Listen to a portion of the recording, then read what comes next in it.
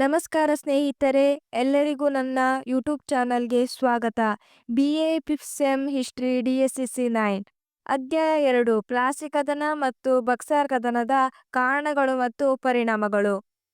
Carnatic ಯುದ್ಧ ಆದ ನಂತರ ಬ್ರಿಟಿಷರು ಬೆಳೆಯಲು ಮುಖ್ಯ ಕಾರಣವೆಂದರೆ ಪ್ಲಾಸಿ ಕದನ. ಮೊಘಲ್ ಸಾಮ್ರಾಜ್ಯದೊಳಗೆ ಬಂಗಾಳ ಒಂದು ಪ್ರಾಂತ್ಯವಾಗಿತ್ತು. ಇದರೊಳಗೆ ಬಿಹಾರ ಮತ್ತು ಒರಿಸ್ಸಾ ಪ್ರಾಂತ್ಯಗಳು ಇದ್ದವು. ಬಂಗಾಳ ಭಾರತದೊಳಗೆ ಅತ್ಯಂತ ಸಂಪದ್ಭರಿತ ಮತ್ತು ಸಮೃದ್ಧವಾದ ಪ್ರದೇಶವಾಗಿತ್ತು. ಬಂಗಾಳ ಕರಾವಳಿ ತೀರದಲ್ಲಿದ್ದರಿಂದ ಇಂಗ್ಲಿಷರಿಗೆ ನೌಕಾಪಡೆಯ ಮೂಲಕ ತಲುಪಲು ಮತ್ತು ಗೆಲ್ಲಲು ಸಾಧ್ಯವಾಯಿತು. ಭಾರತದ ರಾಜಕೀಯ ಪರಿಸ್ಥಿತಿಗಳು ಕೂಡ ಇಂಗ್ಲಿಷರ ಸಾಮ್ರಾಜ್ಯ ಸ್ಥಾಪನೆಗೆ ದಾರಿ ಮಾಡಿಕೊಟ್ಟಿತು. ಒಂದನೇದಾಗಿ ರಾಜಕೀಯ ಕಾರಣಗಳು. ಬಂಗಾಳ ಮೊಘಲ್ ಔರಂಗಜೇಬನ ಕಾಲದಲ್ಲಿ ಒಂದು ಪ್ರಾಂತ್ಯವಾಗಿತ್ತು. ಮೊಘಲ್ ಗವರ್ನರ್ ಮುರ್ಷಿದ್ ಕುಲಿ ಖಾನ್ ಬಂಗಾಳದಲ್ಲಿ ಆಳ್ವಿಕೆ ಮಾಡುತ್ತಿದ್ದು, ನಂತರ ಮೊಘಲ್ ಪ್ರಭುತ್ವದಿಂದ ಮುಕ್ತನಾಗಿ ಸ್ವಾತಂತ್ರ್ಯವನ್ನು ಘೋಷಿಸಿಕೊಂಡನು. ಹೀಗೆ ಬಂಗಾಳದ ನವಾಬ ವಂಶದ ಸ್ಥಾಪಕನಾದನು. ಇವನ ನಂತರ ಕ್ರಮವಾಗಿ ನವಾಬರಾಗಿ ಆಳ್ವಿಕೆ ಮಾಡಿದರು. ಅಲಿವರ್ದನ್ ಖಾನು ಮೊಘಲ್ ಸುಲ್ತಾನ ಮಹಮ್ಮದ್ ಶಾನಿಗೆ ಅಪಾರ ಹಣವನ್ನು ಕೊಡುವುದರ ಮೂಲಕ ಸುಲ್ತಾನನಿಂದ ಕಾನೂನುಬದ್ಧ ಒಪ್ಪಿಗೆಯನ್ನು ಪಡೆದನು. ಮಹಮ್ಮದ್ ಶಾನು ಅವನನ್ನು ನವಾಬ ಎಂದು ಅಂಗೀಕರಿಸಿದನು. ಅವನು ದಕ್ಷ ಆಡಳಿತಗಾರನು, ಚತುರ ರಾಜನಾಗಿದ್ದು ಆಂಗ್ಲ ಮತ್ತು ಮರಾಠರೊಂದಿಗೆ ಉತ್ತಮ ಸಂಬಂಧವನ್ನು ಇಟ್ಟುಕೊಂಡಿದ್ದನು. ಈತನಿಗೆ ಗಂಡು ಸಂತಾನವಿರಲಿಲ್ಲ. ಆ ಕಾರಣವಾಗಿ 1756ರಲ್ಲಿ ತನ್ನ ಉತ್ತರಾಧಿಕಾರಿಯನ್ನಾಗಿ ತನ್ನ ಕಿರಿಯ ಮಗಳ ಮಗನಾದ ಸಿರಾಜ್ ಉದ್ ದೌಲನನ್ನು ನೇಮಿಸಿದನು. ಎರಡನೇದಾಗಿ ಆರ್ಥಿಕ ಕಾರಣಗಳು. ಕ್ರಿಸ್ತಶಕ 1651ರಲ್ಲಿ ಕಂಪನಿ ತನ್ನ ಪ್ರಥಮ ವ್ಯಾಪಾರಿ ಕೋಠಿಯನ್ನು ಹೋಗ್ಲಿಯಲ್ಲಿ ಆರಂಭಿಸಿತು. 1717ರಲ್ಲಿ ಕಂಪನಿ ಮೊಘಲ್ ಚಕ್ರವರ್ತಿ ಫರುಖ್-ಶಿಯಾರನಿಂದ ಬಂಗಾಳ, ಬಿಹಾರ, ಒರಿಸ್ಸಾಗಳಿಗೆ ಸುಂಕರಹಿತ ವ್ಯಾಪಾರ ಮಾಡಲು ಅನುಮತಿಯ ದಸ್ತಖತನ್ನು ಪಡೆದುಕೊಂಡಿತು. ಆದರೆ ಇದಕ್ಕೆ ಬಂಗಾಳದ ನವಾಬನ ಒಪ್ಪಿಗೆ ಇರಲಿಲ್ಲ. ಆದರೆ ಇದನ್ನು ಬಹಿರಂಗಪಡಿಸಲಿಲ್ಲ. 1717ರ ನಂತರ ಅಧಿಕಾರಕ್ಕೆ ಬಂದ ಬಂಗಾಳ ಎಲ್ಲಾ ನವಾಬರು ದಸ್ತಕ್ ನೀತಿಯನ್ನು ಮನಸ್ಸಿಲ್ಲದ ಮನಸ್ಸಿನಿಂದ ಒಪ್ಪಿಕೊಂಡಿದ್ದರು. 1756ರಲ್ಲಿ ಅಧಿಕಾರಕ್ಕೆ ಬಂದ ಸಿರಾಜ್ ಉದ್ ದೌಲನು ಬಹಿರಂಗವಾಗಿ ವಿರೋಧಿಸಿದನು. ಕಾರಣ, ದಸ್ತರ್ ಪದ್ಧತಿಯ ಆಧಾರದ ಮೇಲೆ ನಡೆಯುವ ದೇಶೀಯ ಮತ್ತು ವಿದೇಶಿ ವ್ಯಾಪಾರದಿಂದ ನವಾಬನಿಗೆ ದೊಡ್ಡ ನಷ್ಟವಾಗುತ್ತಿತ್ತು. ಮೂರನೇದಾಗಿ ಸಪ್ತವಾರ್ಷಿಕ ಯುದ್ಧದ ಪರಿಣಾಮ. ಸಪ್ತವಾರ್ಷಿಕ ಯುದ್ಧ ಇಂಗ್ಲೆಂಡ್ ಮತ್ತು ಫ್ರಾನ್ಸ್ಗಳ ನಡುವೆ ಆರಂಭವಾಯಿತು. ಅದರ ನೇರ ಪರಿಣಾಮ ಭಾರತದ ಮೇಲಾಯಿತು. ಸನ್ನಿವೇಶವನ್ನು ಸೂಕ್ಷ್ಮವಾಗಿ ಗಮನಿಸಿದ ಆಂಗ್ಲರು ಮತ್ತು ಫ್ರೆಂಚರು ಇಲ್ಲಿಯೂ ಯುದ್ಧ ಸಂಭವಿಸಬಹುದೆಂಬುದನ್ನು ಅರಿತು ನವಾಬನ ಅನುಮತಿ ಪಡೆಯದೆ ತಮ್ಮ ತಮ್ಮ ಕೋಟೆ ಕೊತ್ತಲಗಳನ್ನು ಮತ್ತಷ್ಟು ಬಲಪಡಿಸಿಕೊಂಡರು. ಸುತ್ತಲೂ ಕಂದದ ಆಳವನ್ನು ಹೆಚ್ಚಿಸಿದರು. ಹೊಸ ಕೋಟೆಗಳನ್ನು ನಿರ್ಮಿಸಿದರು. ಆಂಗ್ಲರು ಕೋಲ್ಕತ್ತಾ ಕೋಟೆಯನ್ನು ಬಲಪಡಿಸಿದರು. ಇದು ನವಾಬನಿಗೆ ಒಪ್ಪಿಗೆಯಾಗಲಿಲ್ಲ. ನಾಲ್ಕನೇದಾಗಿ ಕಪ್ಪು ಕೋಣೆ ದುರಂತ. ನವಾಬ್ ಸಿರಾಜ್ ಉದ್ ದೌಲನು 1756 ಜೂನ್ 20ರಂದು ಕಲ್ಕತ್ತಾದ ಫೋರ್ಟ್ ವಿಲಿಯಂನ ಮೇಲೆ ದಾಳಿ ಮಾಡಿದಾಗ 170 ಆಂಗ್ಲ ಸೈನಿಕರು ನವಾಬನಿಗೆ ಶರಣಾಗಿದ್ದರು. ಅವರನ್ನು ತನ್ನ ಸೇನಾನಿಯಾಗಿದ್ದ ಮಾಣಿಕ್ ಚಂದ್ ನ ವಶಕ್ಕೆ ಒಪ್ಪಿಸಿ ನವಾಬ್ ಮುರ್ಷಿದಾಬಾದ್ಗೆ ಹಿಂತಿರುಗಿದನು. ಆ 170 ಕೈದಿಗಳಲ್ಲಿ 146 ಯುದ್ಧ ಕೈದಿಗಳನ್ನು 18 ಅಡಿ ಉದ್ದ, 4 ಅಡಿ 10 ಅಂಗುಲ ಅಗಲ ಅಳತೆಯ ಚಿಕ್ಕ ಬಂದಿಖಾನೆಯಲ್ಲಿ ಬಂಧಿಸಿ ಬೇಸಿಗೆ ಒಂದು ರಾತ್ರಿ ಕಳೆಯುವಂತೆ ಮಾಡಲಾಯಿತು. ಬೆಳಿಗ್ಗೆ ಅದರಲ್ಲಿ 123 ಕೈದಿಗಳು ಮರಣ ಹೊಂದಿ 26 ಕೈದಿಗಳು ಮಾತ್ರ ಜೀವಂತವಾಗಿ ಉಳಿದಿದ್ದರು.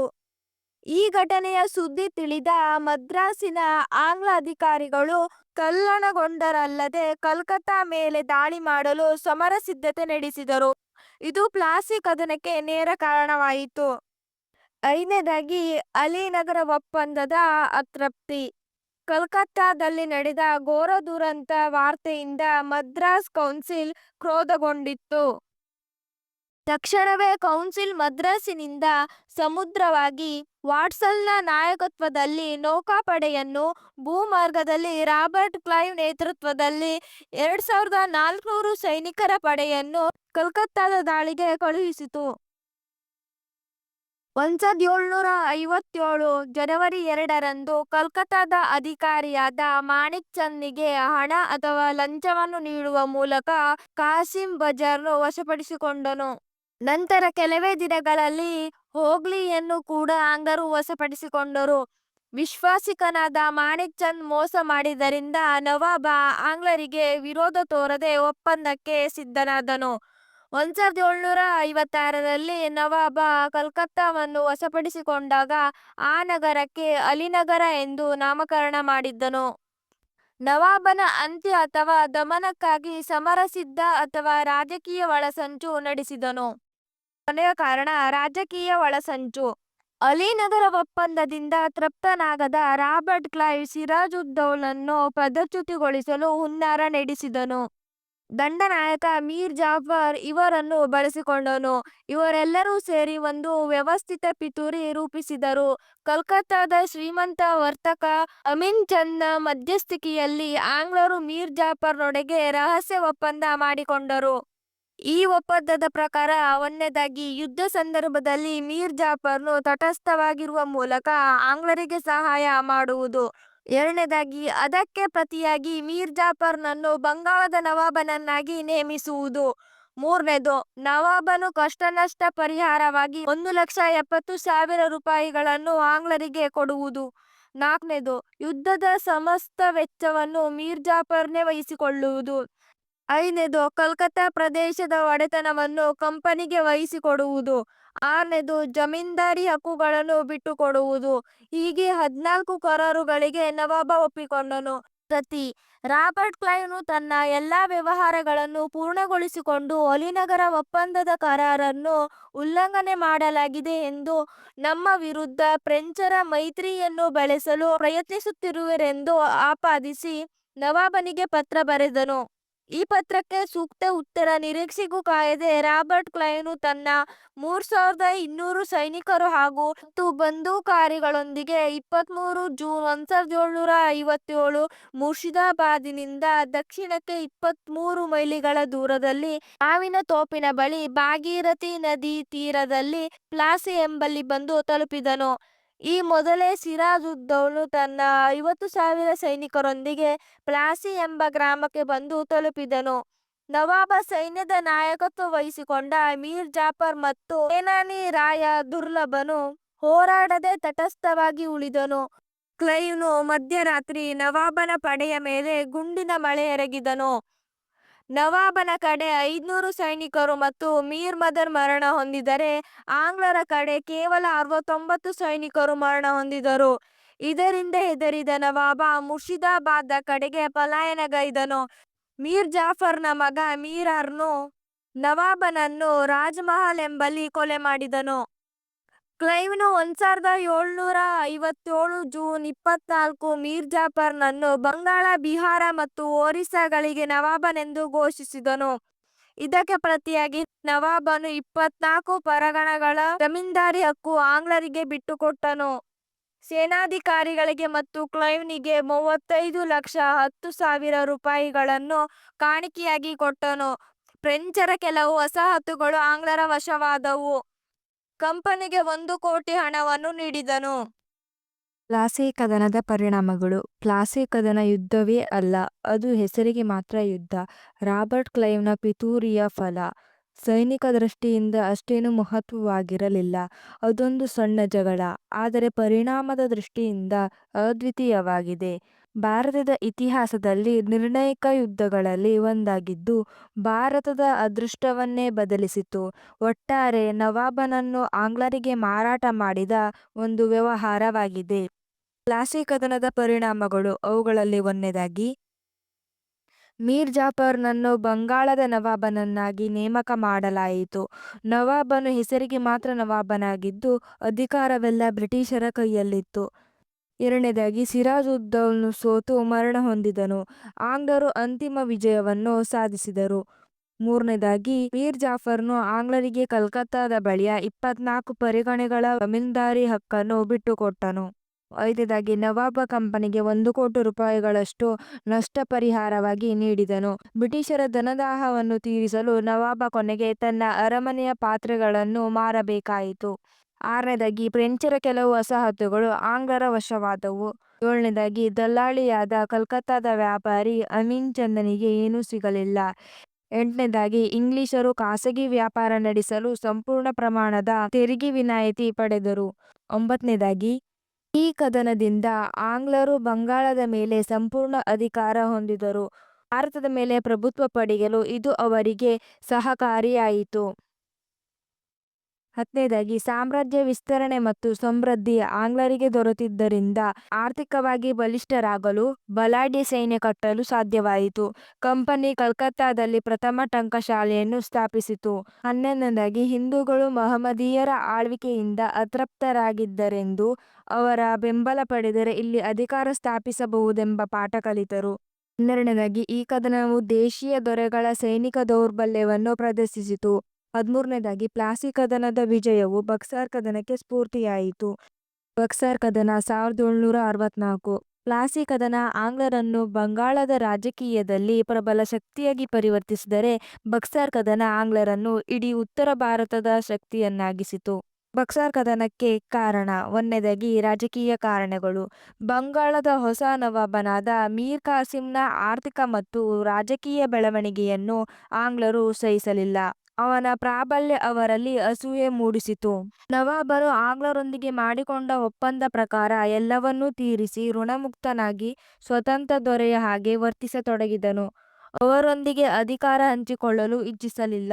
ಆಡಳಿತದಲ್ಲಿ ಹಸ್ತಕ್ಷೇಪಕ್ಕೆ ಅವಕಾಶ ಕೊಡಲಿಲ್ಲ. ಮುಕ್ತ ವ್ಯಾಪಾರಕ್ಕೆ ಕಡಿವಾಣ ಹಾಕಿದನು. ನವಾಬನು ತಮ್ಮ ಕೈಗೊಂಬೆಯಾಗುತ್ತಾನೆಂಬ ಆಂಗ್ಲರ ನಿರೀಕ್ಷೆ ಸುಳ್ಳಾಯಿತು. ಆಂಗ್ಲರ ಪರಮಾಧಿಕಾರ ಸ್ಥಾಪನೆಗೆ ಅಡ್ಡಿಯಾದ ನವಾಬನನ್ನು ಬದಲಾಯಿಸಲು ನಿರ್ಧರಿಸಿದರು. ಅದರ ಫಲವೇ ಬಕ್ಸರ್ ಕದನ. ಎರಡನೇದಾಗಿ ಎರಡನೇ ಶಾ ಆಲಂನ ಪ್ರಕರಣ. ಮೊಘಲ್ ಸಾಮ್ರಾಟ ಎರಡನೇ ಆಲಂಗೀರ್ನು 1760ರಲ್ಲಿ ಹತ್ಯೆಗೀಡಾದನು.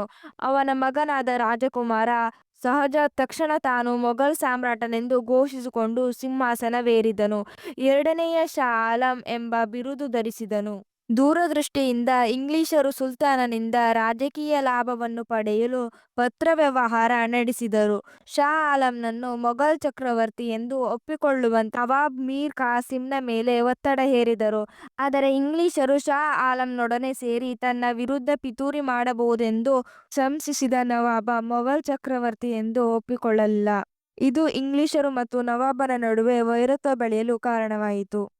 ಮೂರನೇದಾಗಿ ರಾಮನಾರಾಯಣನ ಪ್ರಕರಣ. ಮೀರ್ ಕಾಸಿಂನು ತನ್ನ ನಾಯಿಬ್ ದಿವಾನನಾಗಿದ್ದ ರಾಮನಾರಾಯಣನನ್ನು ಕೆಲಸದಿಂದ ವಜಾ ಮಾಡಿದನು. ಅವನಿಗೆ ಬ್ರಿಟಿಷರು ಆಶ್ರಯ ನೀಡಿದರು. ಅವನನ್ನು ತನಗೆ ಒಪ್ಪಿಸಬೇಕೆಂದು ನವಾಬ ಆಂಗ್ಲರನ್ನು ಕೇಳಿದನು. ಇದುವರೆಗೆ ತಮ್ಮ ಆಶ್ರಯ ಕೇಳಿ ಬಂದ ನಿರಾಶ್ರಿತರನ್ನು ಶತ್ರುಗಳಿಗೆ ಒಪ್ಪಿಸಿದ ಉದಾಹರಣೆ ಇರಲಿಲ್ಲ. ಆದರೆ ಆ ಸಂದರ್ಭಕ್ಕೆ ಕಲ್ಕತ್ತಾದ ಗವರ್ನರ್ ರಾಮನಾರಾಯಣನನ್ನು ನವಾಬನಿಗೆ ಒಪ್ಪಿಸಿಬಿಟ್ಟನು. ಇದು ನಿರಾಶ್ರಿತರ ಬಗ್ಗೆ ಆಂಗ್ಲರಿಗಿದ್ದ ನೀತಿಯನ್ನೇ ಬದಲಾಯಿಸಿ, ಇದರಿಂದ ನವಾಬನಿಗೆ ಬಲ ಬಂದಂತಾಯಿತು. ಈ ಘಟನೆ ಅಷ್ಟೇನೂ ಮಹತ್ವದ್ದಾಗಿರಲಿಲ್ಲ, ಆದರೆ ಮಹತ್ವದ್ದಾಯಿತು. ನಾಲ್ಕನೇದಾಗಿ ವ್ಯಾಪಾರಿ ರಿಯಾಯಿತಿಗಳ ದುರುಪಯೋಗ. ಇದು ಬಕ್ಸರ್ ಕದನಕ್ಕೆ ನೇರ ಮತ್ತು ಮುಖ್ಯ ಕಾರಣವಾಗಿತ್ತು. ಈಸ್ಟ್ ಇಂಡಿಯಾ ಕಂಪನಿ 1717ರಲ್ಲಿ ಮೊಘಲ್ ಚಕ್ರವರ್ತಿಯಿಂದ ಬಂಗಾಳ, ಬಿಹಾರ ಮತ್ತು ಒರಿಸ್ಸಾಗಳಲ್ಲಿ ತೆರಿಗೆ ರಹಿತ ವ್ಯಾಪಾರ ಮಾಡಲು ಅನುಮತಿ ಪಡೆದಿದ್ದರು. ಇದು ನವಾಬನಿಗೆ ಇಷ್ಟವಿಲ್ಲದಿದ್ದರೂ ಅವನಿಗೆ ಬೇರೆ ದಾರಿಯಿಲ್ಲದೆ ಒಪ್ಪಿಕೊಳ್ಳಲೇಬೇಕಾಗಿತ್ತು. ಆದರೆ ಕಂಪನಿ ಅಧಿಕಾರಿಗಳು ಈ ವ್ಯಾಪಾರದ ಸೌಲಭ್ಯಗಳನ್ನು ದುರುಪಯೋಗಪಡಿಸಿಕೊಂಡರು. ತಮಗೆ ನೀಡಿದ ದಸ್ತಕುಗಳನ್ನು ಭಾರತೀಯ ವರ್ತಕರಿಗೆ ಮಾರಿ ತಮ್ಮ ಸರಕುಗಳಿಗೆ ಕೊಡಬೇಕಾದ ತೆರಿಗೆಯನ್ನು ತಪ್ಪಿಸಿಕೊಳ್ಳುತ್ತಿದ್ದರು. ನವಾಬನು ದಸ್ತಕದ ದುರುಪಯೋಗವನ್ನು ತಪ್ಪಿಸುವ ಸಲುವಾಗಿ ವ್ಯಾಪಾರ ತೆರಿಗೆಯನ್ನೇ ರದ್ದುಪಡಿಸಿದನು. ಇದರಿಂದಾಗಿ ತೆರಿಗೆ ವಿಷಯದಲ್ಲಿ ಭಾರತೀಯ ವರ್ತಕನು ಮತ್ತು ಆಂಗ್ಲ ವರ್ತಕನು ಸರಿಸಮಾನರಾದರು.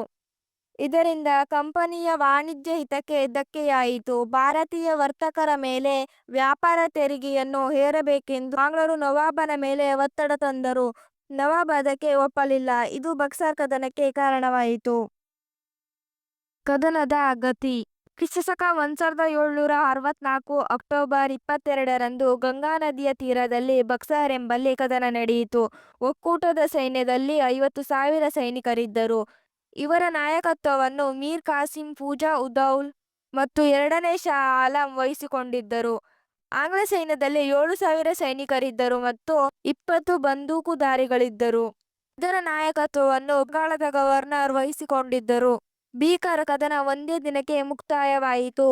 ಆಂಗ್ಲ ಪಕ್ಷದಲ್ಲಿ 847, ಒಕ್ಕೂಟದಲ್ಲಿ 2,000 ಸೈನಿಕರು ಮರಣ ಹೊಂದಿದರು. ಅಂತಿಮ ಹೋರಾಟದಲ್ಲಿ ಆಂಗ್ಲರ ಕೈ ಮೇಲಾಯಿತು. ಎರಡನೇ ಶಾ ಆಲಂನು ಆಂಗ್ಲರಿಗೆ ಶರಣಾದನು. ಬಕ್ಸರ್ ಕದನದ ಪರಿಣಾಮಗಳು. ಬಕ್ಸರ್ ಕದನ ಭಾರತದ ಇತಿಹಾಸವನ್ನೇ ಬದಲಾಯಿಸಿತು. ಪ್ಲಾಸಿ ಕದನವು ಆರಂಭಿಸಿದ ಕಾರ್ಯವನ್ನು ಬಕ್ಸರ್ ಕಾಳಗವು ಪೂರ್ಣಗೊಳಿಸಿತು. ಪ್ಲಾಸಿ ಆಂಗ್ಲರಿಗೆ ವ್ಯಾಪಾರಿ ನೆಲೆಯ ಆಸೆ ಮೂಡಿಸಿದರೆ ಬಕ್ಸರ್ ಸಾಮ್ರಾಜ್ಯ ನಿರ್ಮಿಸುವ ಕನಸನ್ನು ಮೂಡಿಸಿತು. ಅದರ ಪರಿಣಾಮ ಈ ಕೆಳಗಿನಂತಿದೆ. ಒಂದನೇದಾಗಿ, ಬಕ್ಸರ್ ಕದನ ನಂತರ ದ್ವಿತೀಯ ಬಾರಿ ಬಂಗಾಳದ ಗವರ್ನರ್ ಆಗಿ ಬಂದ ರಾಬರ್ಟ್ ಕ್ಲೈವ್ ಔದ್ ನವಾಬ ಫೂಜಾ ಉದೌಲ್ ಮತ್ತು ಮೊಘಲ್ ಚಕ್ರವರ್ತಿ ಶಾ ಆಲಂನೊಂದಿಗೆ ಅಲಹಾಬಾದ್ ಒಪ್ಪಂದ ಮಾಡಿಕೊಂಡನು. ಒಪ್ಪಂದದ ಪ್ರಕಾರ ಮೀರ್ ಜಾಫರ್ನನ್ನು ಬಂಗಾಳದ ನವಾಬನೆಂದು ಒಪ್ಪಿಕೊಳ್ಳಲಾಯಿತು. ನವಾಬನು ತನ್ನ ಆಸ್ಥಾನದಲ್ಲಿ ಆಂಗ್ಲ ಸೈನ್ಯವನ್ನು ಮತ್ತು ರೆಸಿಡೆಂಟ್ ಅನ್ನು ಇಟ್ಟುಕೊಳ್ಳಲು ಒಪ್ಪಿಕೊಂಡನು. ಮೂರನೇದಾಗಿ, ಮೊಘಲ್ ಸಾಮ್ರಾಟನಿಗೆ ಆಂಗ್ಲರು ಕಾರಾ, ಅಲಹಾಬಾದ್ ಮತ್ತು ಮಾಣಿಕ್ಪುರ್ ಜಿಲ್ಲೆಗಳನ್ನು ಬಿಟ್ಟುಕೊಡುವುದು. ನಾಲ್ಕನೇದಾಗಿ, ಅದಕ್ಕೆ ಪ್ರತಿಯಾಗಿ ಮೊಘಲ್ ಚಕ್ರವರ್ತಿಯು ಆಂಗ್ಲರಿಗೆ ಬಂಗಾಳ, ಬಿಹಾರ ಮತ್ತು ಒರಿಸ್ಸಾಗಳ ದಿವಾನಿ ಹಕ್ಕುಗಳನ್ನು ಬಿಟ್ಟುಕೊಡುವುದು. ಐದನೇದು, ಅದಕ್ಕೆ ಪ್ರತಿಯಾಗಿ ಆಂಗ್ಲರು ಚಕ್ರವರ್ತಿಗೆ ವಾರ್ಷಿಕ 26 ಲಕ್ಷ ರೂಪಾಯಿಗಳನ್ನು ವಿಶ್ರಾಂತಿ ವೇತನ ನೀಡುವುದು. ಆರನೇದು, ನವಾಬನು ಯುದ್ಧ ಪರಿಹಾರವಾಗಿ 50 ಲಕ್ಷ ರೂಪಾಯಿಗಳನ್ನು ಕಂಪನಿಗೆ ಕೊಡುವುದು. ಏಳನೇದಾಗಿ, ಔದ್ನ ನವಾಬ ಫೂಜಾ ಉದೌಲ್ನಿಗೆ 50 ಲಕ್ಷಕ್ಕೆ ಆಂಗ್ಲರು ಮಾರಿದರು. ನವಾಬನು ಬ್ರಿಟಿಷ್ ಸೈನ್ಯವನ್ನು ತನ್ನ ಆಸ್ಥಾನದಲ್ಲಿ ಇಟ್ಟುಕೊಳ್ಳುವುದು. ಅದರ ವೆಚ್ಚವನ್ನು ನವಾಬನೇ ಭರಿಸುವುದು. ಎಂಟನೇದು, ಆರ್ಕಟಿನ ನವಾಬ ಸ್ವತಂತ್ರನು. ಅವನ ಮೇಲೆ ಹೈದರಾಬಾದಿನ ನಿಜಾಮನಿಗೆ ಯಾವುದೇ ಅಧಿಕಾರ ಇರುವುದಿಲ್ಲವೆಂದು ಒಪ್ಪಂದವಾಯಿತು. ಒಂಬತ್ತನೇದು, ಬಕ್ಸರ್ ಕದನವು ಭಾರತೀಯ ಸೈನ್ಯ ದೌರ್ಬಲ್ಯವನ್ನು ಪರಕೀಯರಿಗೆ ಬಹಿರಂಗಪಡಿಸಿತು. ಆಂಗ್ಲರ ಸಣ್ಣ ಸೈನ್ಯ ನವಾಬನ ಬೃಹತ್ ಸೈನ್ಯವನ್ನು ಒಂದೇ ದಿನದಲ್ಲಿ ಹೀನಾಯವಾಗಿ ಸೋಲಿಸಿತು. ಹತ್ತನೇದು, ಈ ಕದನವು ಆಂಗ್ಲರಿಗೆ ಬಂಗಾಳದಲ್ಲಿ ಸಾರ್ವಭೌಮತ್ವ ಸ್ಥಾಪಿಸಲು ಸಹಾಯಕಾರಿಯಾಯಿತು. ಅವರು ಬಂಗಾಳ, ಬಿಹಾರ ಮತ್ತು ಒಡಿಸ್ಸಾಗಳಲ್ಲಿ ನಿಜವಾದ ಒಡೆಯರಾದರು. ಮೀರ್ ಕಾಸಿಂನ ಅಂತ್ಯದೊಂದಿಗೆ ದೊಡ್ಡ ಪ್ರಮಾಣದ ಸಾವು-ನೋವುಗಳು ಸಂಭವಿಸಿದವು. ಸ್ನೇಹಿತರೆ, ಈ ವಿಡಿಯೋ ಇಷ್ಟವಾದಲ್ಲಿ ಲೈಕ್ ಮಾಡಿ ಮತ್ತು ತಪ್ಪದೇ ಸಬ್ಸ್ಕ್ರೈಬ್ ಮಾಡಿ.